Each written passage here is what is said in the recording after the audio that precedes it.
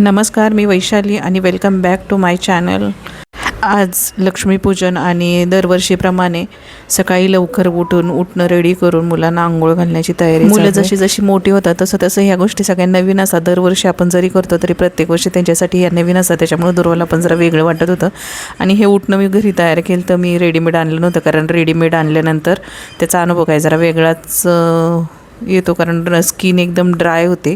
त्याच्यामुळं मग मी घरीच बनवते आणि त्यानुसार दुर्वाला लावलं. तिला आधी छान वाटत होतं, पण नंतर जसं अंग असं चेहरा आकसायला लागला त्यामुळे म्हणलं हे काय लावलं आहे म्हणून. जशी मुलं मोठी होतात तसं मागचा विसर पडतो. त्याप्रमाणे दरवर्षी त्यांना त्या गोष्टीचं रिपीटेड सांगावं लागतं. त्याप्रमाणे मी तिला समजून सांगितलं की हे का लावलं जातं, हे कशापासून बनतं, का लावायचं असतं. त्यानंतर तिला कळलं आणि मग तिने लावून घेतलं. पण त्यानंतर तिला छान वाटलं, कारण चेहरा छान दिसत होता त्याच्यामुळं. आणि शिव उत्साहितच होता, कारण दीदीने लावलं होतं आधी, त्याच्यामुळे त्याला छान वाटत होतं. मी पण लावून घेतो, पण फेसला नको लावू असा म्हणत होता, पण तरी त्याला गोड बोलून मी लावून घेतलं आणि छान वाटलं. त्याला थंड वाटत होतं त्याच्यामुळं त्याला लावलं आणि तो छान वाटतंय त्याला म्हटलं होतं टी शर्ट घाल आणि त्याच्यावरती आपण करूयात, पण तो नको म्हटला, मला पूर्ण बॉडीला लावायचं आहे आणि छान वाटते दीदीला केलं आहे तसं. मग त्याच्यामुळं त्याला लावलं आणि तो खुश होतोय. तो मला चेहऱ्याला लावून देत नव्हता, मग त्याला म्हटलं जास्त नाही, आपण थोडं थोडं लावूयात.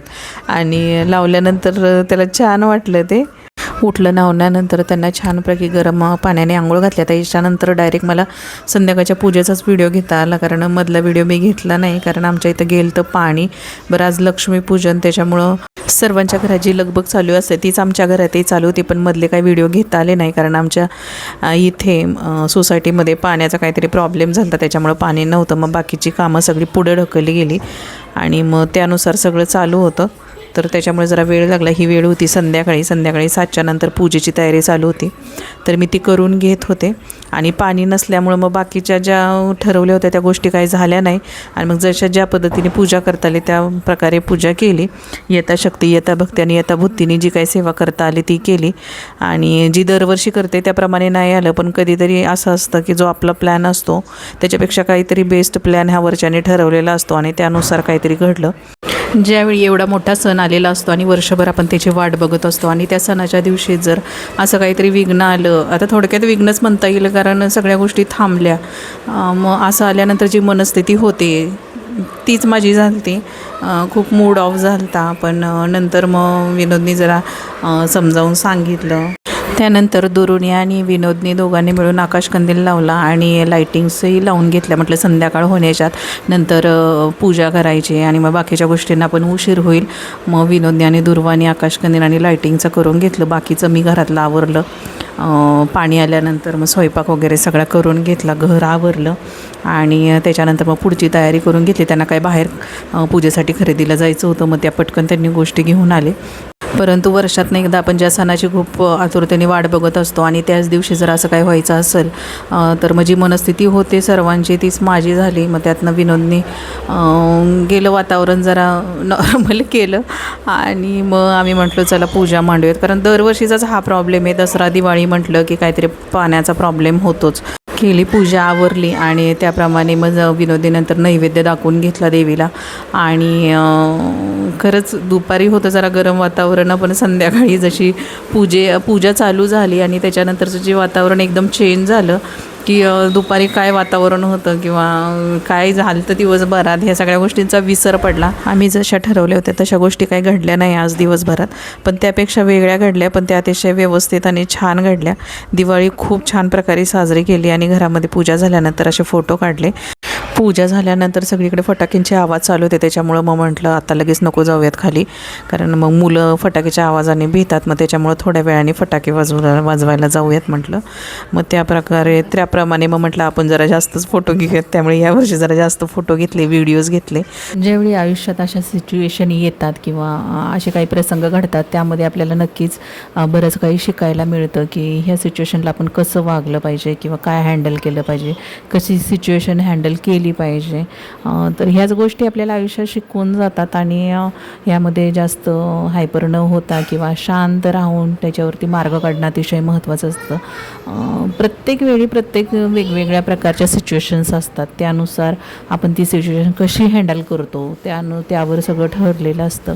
तर आता 10 वर्ष झालं विनोदच्या आणि माझ्या लग्नाला, त्यामुळं बऱ्याच गोष्टी आम्ही फेस केल्यात की अगदी शांत राहायचं. ही सिच्युएशन अशा काही जे आपल्याला हँडल नाही होते किंवा नाही आपण काय करू शकते अशा वेळी काय वागलं पाहिजे, कसं वागलं पाहिजे, अगदी हे बऱ्याच गोष्टी होऊन गेल्या किंवा आल्या, ह्यातनं बरंच शिकलो आहे. त्याच्यामुळं अगदी अचानक गोष्ट घडली किंवा आली तरी आम्ही तेवढं स्ट्रॉंग आहोत की ही वेळ आपल्याला फक्त शांततेत काढायची आहे. ह्या वेळेनंतर वेगळंच चित्र असणार आहे.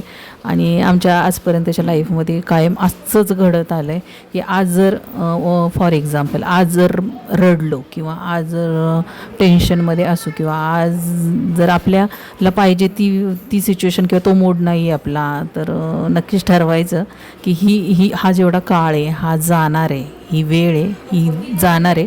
या वेळेमध्ये फक्त शांत राहायचं आहे, शांत डोकं ठेवून सगळ्या गोष्टी करायच्यात आणि नंतरची वेळ आपलीच आहे. आणि घडले आजपर्यंत तसंच घडत आलं आहे. त्याच्यामुळे माहीत आहे चला आज असं आहे, असं घडलं आहे, ही वेळ पार करायची, ही वेळ ढकलायची आपल्याला, याच्यातनं पुढं निघायचं आहे. आणि दुसरा क्षण जो असा येतो की काय झालं होतं काल, मगाशी काय झालं होतं, दिवसभरात काय झालं होतं आणि आता कसं काय, असं म्हणजे असा विचार करायला भाग पडतो. अशा गोष्टी येतात आणि आजपर्यंत आमच्या आयुष्यात अशाच आल्यात बऱ्याचदा. त्याच्यामुळे आम्ही तेवढं स्ट्रॉंग झालो आहे. कधी कधी ते हताश होतात, कधी मी हायपर होते. मग अशा वेळी आम्ही एकमेकांना समजून सांगतो. हे ॲक्च्युली दिवाळीचा व्हिडिओ आहे, पण मला वाटलं तुमच्याशी शेअर करावं. त्याच्यामुळं प्रत्येकाच्या आयुष्यात घडत असतात ह्या गोष्टी. फक्त त्या वेळेला तोंड देऊन पुढं निघून जाणं गरजेचं आहे. त्यावेळीला कोणी आपली साथ देत नाही म्हणा किंवा कोणी नसतं आपल्याबरोबर, पण एवढं लक्षात ठेवायचं की त्यावेळेला ज्यावेळी कोण नसतं त्यावेळी फक्त एक असतो आणि त्याची ताकद बरीच मोठी असते सामान्य माणसापेक्षा. त्याच्यामुळे ही गोष्ट लक्षात ठेवायचं. आपली जो वर बसला आहे तो आपली टेस्ट घेतो आहे किंवा आपले पेशन्स पाहतोय की आपण कुठपर्यंत. आणि ही टेस्टिंग बरं, आयुष्यात परीक्षा सगळ्यांच्या घेतल्या नाही जात आणि ठराविक लोकांच्याच घेतल्या जातात. त्यामध्ये जर आपण असू तर आपण काहीतरी भारी असू अशा पद्धतीने मी विचार करते आणि त्या सिच्युएशनला तोंड देऊन आम्ही पुढं निघतो. आणि जे आहे जेवढं आहे तेवढ्या समाधान मानायचं. आपलं आहे ते आपलं, लोकाचं आहे ते लोकाचं आहे. दुसऱ्याच्या ताटात बघायचं नाही, दुसऱ्याला आपल्या ताटात बघून द्यायचं नाही. अशी काही नीतिमत्ता आहे, तर त्यानुसार चालायचं. मग ना दुसऱ्याला त्रास द्यायचा ना दुसऱ्याचा त्रास करून घ्यायचा. आयुष्यात बरेच लहान मोठे असे प्रसंग घडतात की त्यातनं खूप काही शिकायला मिळतं आपण. आणि त्या शिक्षणानेच ॲक्च्युली आपल्याला कळतं की कुठल्या वेळी काय कसं वागायचं. या सगळ्यांच्या आयुष्यात घडतच असतात गोष्टी. तर जरा जास्तच मी ओपन अप होते आहे. जर वाटतं आहे बोलावं, त्याच्यामुळं मी बोलते आहे. फक्त माणसाने कोणताही जरी आयुष्यात प्रसंग आला, चांगला वाईट आला, तर त्यावेळी स्ट्रॉंगपणे उभं राहून त्यावेळेला तोंड देऊन पुढं निघणं हे अतिशय महत्त्वाचं आहे. कारण अशा सिच्युएशनला लिटरली जर वाईट प्रसंग जर असेल तर एकटं पडण्याची वेळ येते आणि अशा सिच्युएशनला तुमच्याबरोबर कोणीही नसतं. त्यावेळी आपण आपलीच मदत करायची असते. आणि असतो एक ती वर्षाची ताकद असते की तीच ताकद आपल्याला ती पुढं त्या सिच्युएशनमधनं निघून जाण्याची ताकद देत असते. तर प्रत्येकाने अशा सिच्युएशन फक्त हँडल करणं आणि त्यातनं बाहेर पडणं अतिशय महत्त्वाचं असतं. नंतर पुढची वेळ ही आपलीच असते. त्याच्यामुळे पेशन्स ठेवणे हे गरजेचं आहे. आणि पेशन्स प्रत्येक सिच्युएशनमध्ये खूप महत्त्वाची भूमिका पार पाडतं. त्याच्यामुळे पेशन्स अतिशय महत्त्वाचे. बरं, आता इथं आम्ही खाली फटाके वाजवून आलो आहे आणि वरती म्हटलं आपण बाल्कनीमध्ये बसूयात. आणि बाहेर फटाके वाजवले जातात ते बाल्कनीमधनं खूप छान दिसतात. मला आठवतं आहे लग्नाच्या आधी ज्यावेळी आम्ही सगळी चाळीतले एकत्र मिळून दिवाळी सेलिब्रेट करायचो. फराळ एकत्र एकमेकांच्या घरी जाऊन हेल्प करायचो एकमेकांना.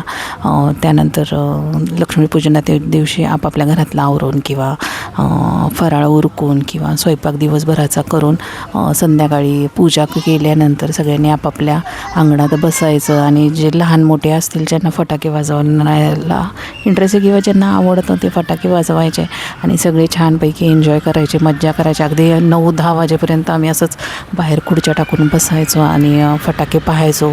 खूप छान वाटायचं. खूप मिस करते ती चाळीतलं वातावरण वेगळंच असतं. आणि खाली फटाके वाजवून आल्यानंतर विनोदला आणखीन वरती फुलबाजी वाजवायचे होते. मग ते म्हणत होते की आम्ही फुलबाजी वाजवतो आणि व्हिडिओ घे आमचा म्हणून, स्लो मोशनमध्ये घे. असं तसं चाललं होतं त्यांचं. ठीक आहे म्हटलं चला घेऊयात. राहिले होते काही फुलबाजी. मग त्यांनी वरती आल्यानंतर बाल्कनीमध्ये बसून मुलांना बरोबर घेऊन त्यांनी वाजवले आणि संपवण्याचा प्रयत्न केला, कारण फुलबाजी बरेच आणले होते. त्यांना वाटलं शिव आणि दिदी वाजवतील ह्या वर्षी तरी, पण त्यांनी शिवला होता इंटरेस्ट पण तो भीत होता, कारण ते फुलबाजाचे स्पार्कल्स जे उडतात ते भाजतात, चटका बसतो, त्याच्यामुळे ते भीत होते. आणि दिदी अगदी समोर येतच नव्हती फुलबाजा पकडायला, कारण भीती वाटते ना लहान मुलांना. काहींना असतो काहींना नसतो इंटरेस्ट, पण तिला आहे वाजवण्यात इंटरेस्ट. इतरांचं बघून वाजव वाटतं, पण भीते थोडीशी. मग नेक्स्ट इयर होईल जरा धीट आणि मग वाजवेल ते. तोपर्यंत शिव आणि पप्पा एन्जॉय करतायत. मीही वाजवली खाली. मग म्हटलं आता घ्या, आहेत राहिले तेवढे वाजवून घ्या आणि थोडेसे उद्या भाऊबीजेसाठी ठेवूयात. आणि इकडे तिकडे त्यांना काही जाता आलं नाही. मग म्हटलं दिवाळी झाल्यानंतर इकडे तिकडे जिथं जायचं आहे तिथं जाऊयात, कारण ते आल्यानंतर सगळं शॉपिंगमध्येच वेळ गेला. मुलांना कपडे घेणं, फटाके आणणं किंवा अजून काही ज्या गोष्टी पेंडिंग होत्या त्या करण्यातच वेळ गेला. मग त्याच्यामुळं आता दिवाळी झाल्यानंतर ज्या गोष्टी राहिल्यात किंवा जिकडं जायचं ज्या गोष्टी करायच्यात त्या करायच्या. आज बरंच बोरू वाटलं आणि बोलले मी. कसं वाटला व्हिडिओ आवडला असेल तर लाईक, शेअर आणि कमेंट करा काय वाटतंय तुम्हाला त्याबद्दल. आणि चॅनलला सबस्क्राईब करा. पुन्हा भेटूयात नवीन व्हिडिओसह. तोपर्यंत टेक केअर आणि बाय बाय.